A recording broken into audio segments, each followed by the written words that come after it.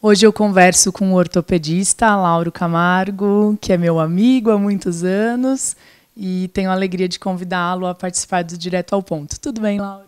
Tudo bem, Alexandra. Muito obrigado pelo convite. Conheço a Alexandra há muitos anos mesmo, mas a primeira vez que a gente está gravando junto aqui, é um prazer estar com vocês. Bem, o público que acompanha o Direto ao Ponto sabe que a gente aborda diversos temas, né? Mas temos abordado muito cultura e saúde, né? E saúde é um tema assim que eu sei que o público gosta muito. Então, assim, o tema da ortopedia é muito amplo, muito vasto. Eu combinei com o Lauro da gente abordar hoje, mais especificamente, 2 pontos, né? Joelho e coluna. São partes do corpo que muita gente, ao longo da vida, vai apresentar problema, né? Então, começar falando um pouquinho do joelho. No Brasil, o pessoal gosta muito de jogar futebol. O futebol é um esporte altamente lesionante, né? E acredito que você receba muita gente aqui por causa de futebol, de outros esportes, né? Sim, o público que acaba procurando ortopedista, minha área que eu trabalho com área esportiva, ortopedia geral e joelho, realmente é um público que pratica bastante atividade física. E não só o futebol, mas várias atividades físicas, elas vão gerar uma alteração no joelho principal. Tem 2 tipos de lesão que aparece aqui.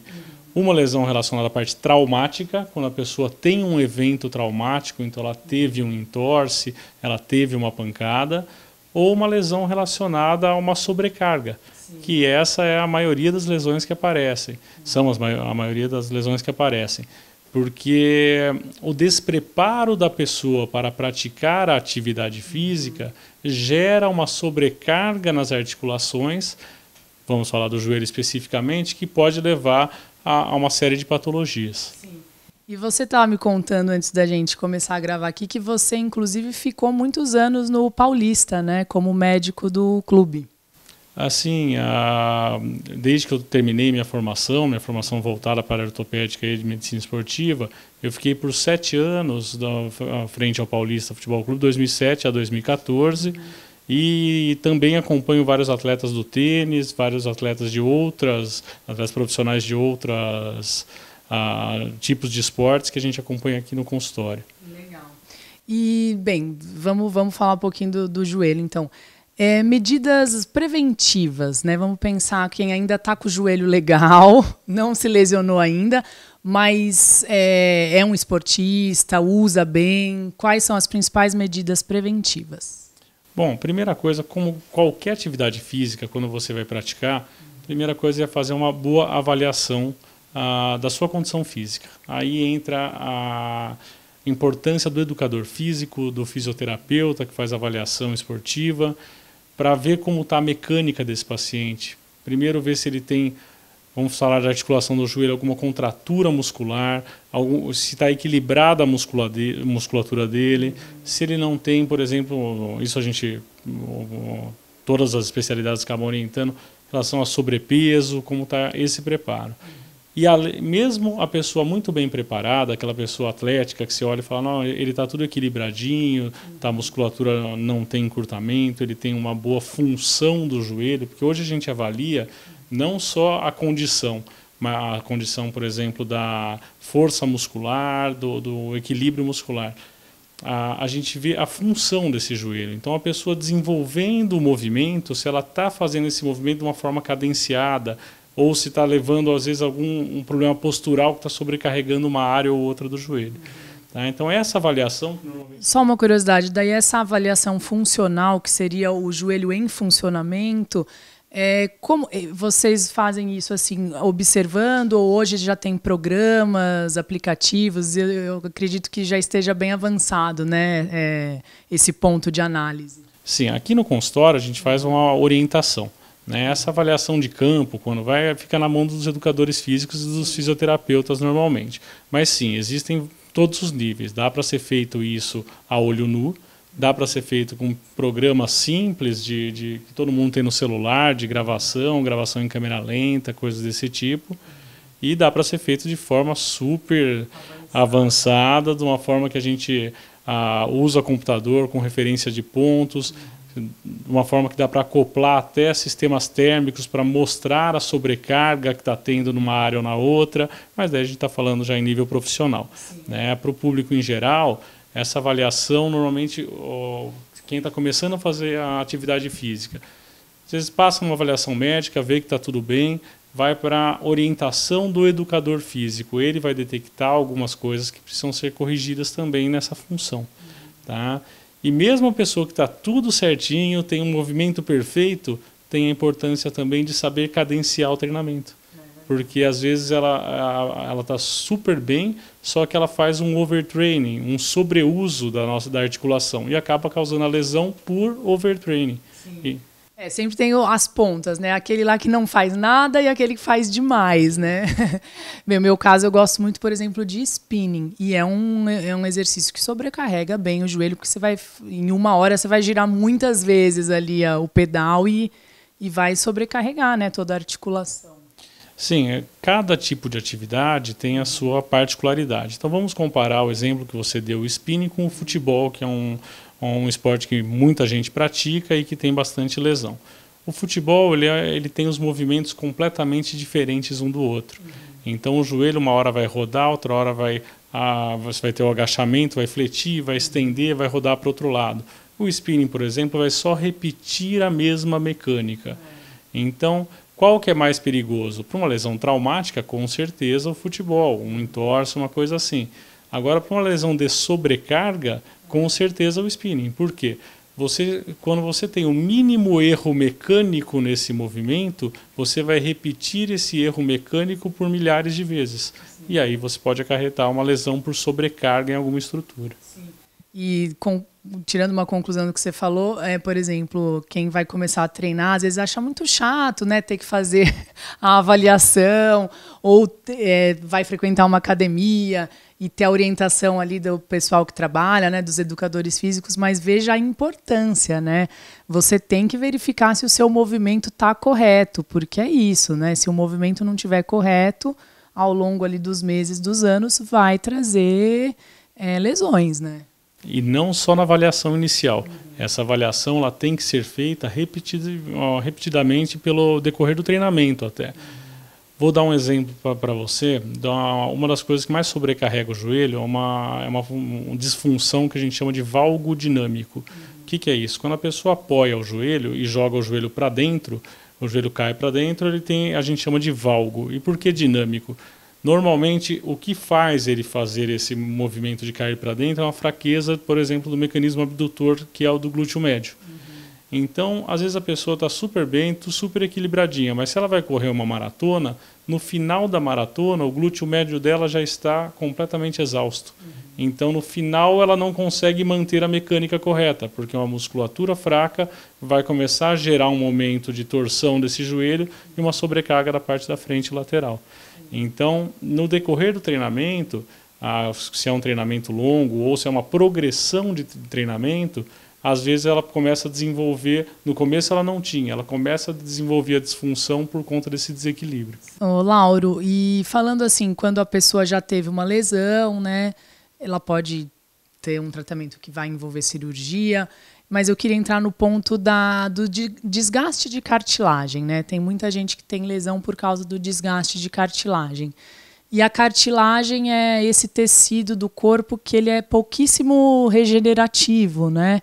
Queria que você falasse um pouquinho, que eu sei que tem muita gente interessada em saber sobre cartilagem. Bom, a cartilagem, para quem não sabe, na região das articulações, a gente tem um tecido que reveste o osso. Tá? Esse tecido é a cartilagem. Nas áreas que nós temos a pressão, o maior contato entre um osso e outro, essa cartilagem costuma ser um pouquinho mais grossa. As lesões de cartilagem, elas, da mesma forma das outras lesões que eu falei, elas podem ser traumáticas, normalmente elas são lesões extremamente pontuais quando elas são traumáticas, ou elas podem ser por sobrecarga. Tá? Então, quando o paciente começa a apresentar alguma dor, ou um atleta começa a apresentar alguma dor, é importante fazer a avaliação para a gente identificar o que está acontecendo. A partir da hora que apareceu a lesão aqui, a gente vai identificar qual tipo de lesão que é essa. Se é uma lesão extensa, se é uma lesão pequena. Aí, de acordo com o tamanho da lesão, eu tenho um tipo de tratamento possível. A grande maioria das condropatias, que é o nome das alterações da cartilagem, elas são alterações iniciais quando aparecem os sintomas. Aí a importância de procurar quando está começando os sintomas e não está inchando o joelho, quando já está numa outra condição. Nesse início dos sintomas é muito fácil o tratamento, porque a gente vai corrigir o que está desencadeando a condropatia, usar às vezes medicamentos ou infiltrações para tentar melhorar a condição dessa cartilagem, e muitas vezes a gente consegue conter esse processo. A partir da hora que a cartilagem já foi, que nós já temos a exposição do osso que tem lá embaixo, aí já fica um pouco mais complicado. Aí existem algumas técnicas cirúrgicas de tentar reparar essa cartilagem, mas ainda não temos nenhuma técnica que volte a cartilagem em perfeito estado. Existem técnicas muito... Mas que a cartilagem não se regenera é um fato, por si só. Ela se regenera com muita dificuldade. Na verdade, hoje o que a gente consegue de cicatrização de cartilagem é um tecido fibrocartilaginoso, não é uma cartilagem propriamente original propriamente dita. É algo mais duro, ela é mais... o fibro... Ela tem consistência diferente da cartilagem normal. E tendo a consistência diferente, ela não vai ter a mesma eficácia, exatamente. Não, porque eu pesquisei aqui para fazer a nossa entrevista e tem muitas promessas, né, da cultura de células, né, a partir das células tronco, das células condrócitos, né, que são chamados. Já tem essas pesquisas, mas por enquanto está muito dentro das universidades, né, a grande parte dessas pesquisas ainda nem foi liberada, né, para uso, mas isso é uma grande promessa da medicina, né? Cultura das células que fazem a parte da cartilagem. Sempre que fala dessa parte de células progenitoras, das células tronco, né, realmente é a esperança de várias áreas da medicina, não só da cartilagem. Hoje em dia, em que ponto nós estamos? Nós já temos em outros países que se usam muito mais do que aqui no Brasil, tá? Mas a realidade é que as tentativas de cicatrização ainda com estimulações locais, colocação de membranas, tirar cartilagem de uma área que não usa muito do joelho e colocar na área que está faltando, na área que tem maior carga, essa é a realidade maior do nosso meio. Existem sim os tratamentos biológicos e as culturas celulares, que você poderia tirar, replicar essa célula em laboratório, fazer uma película, vamos dizer assim, de cartilagem nova e implantar ali, ainda com muita dificuldade da capacidade desse tecido implantar na região.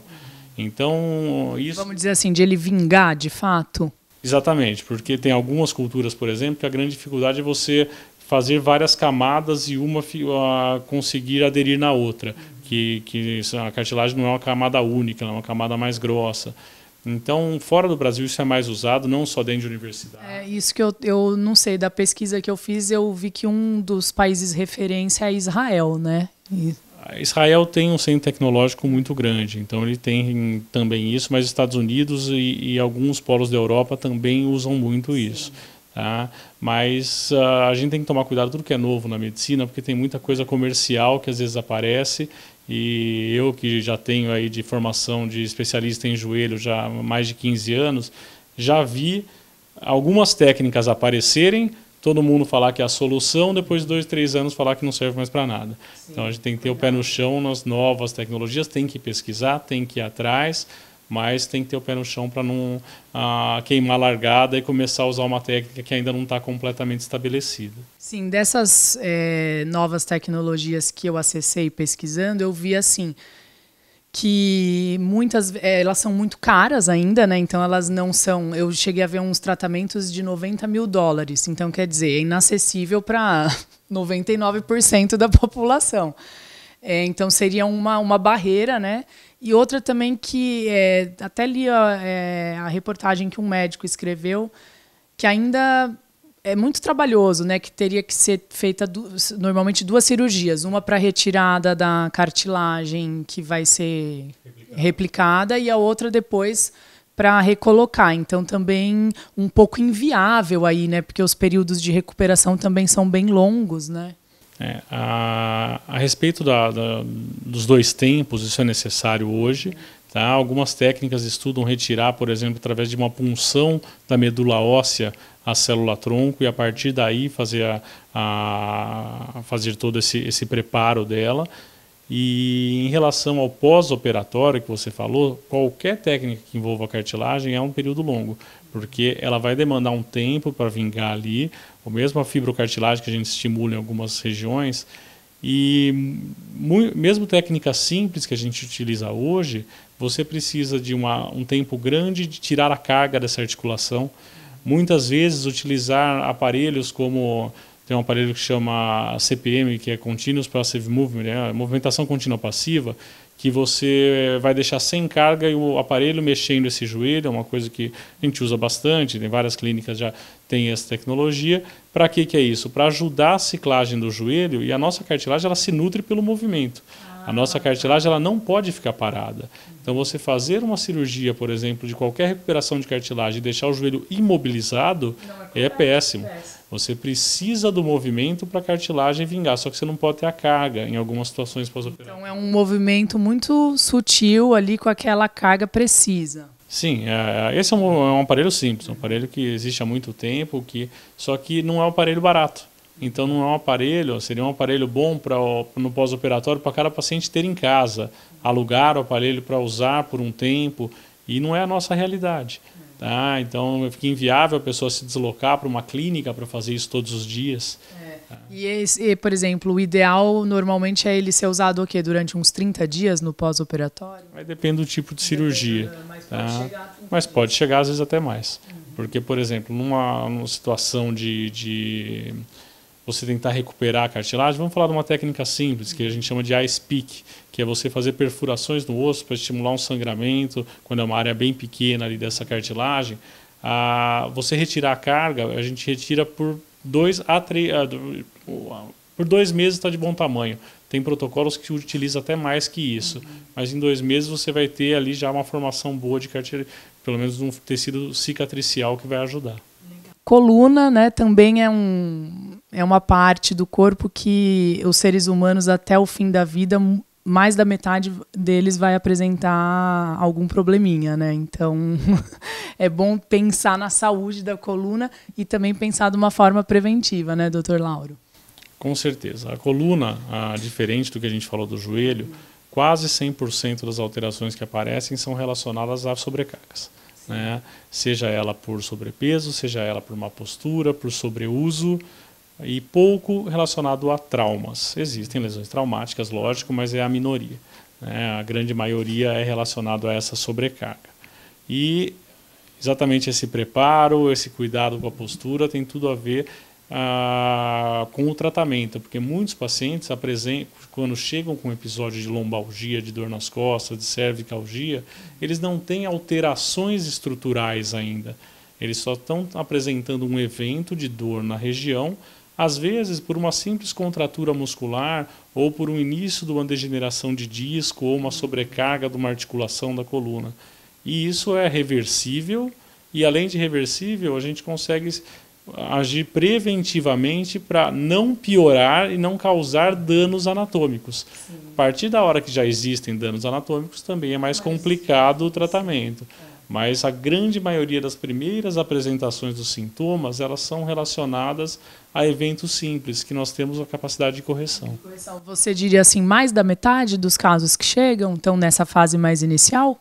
Vamos pensar que todo mundo já teve uma dor nas costas na vida. É muito difícil uma pessoa que passe a vida inteira sem ter um episódio de dor nas costas. Se todo mundo procurasse o médico nos primeiros episódios, com certeza eu diria para você que quase 100% dos casos que chegariam seriam lesões mínimas, alterações bem pequenas.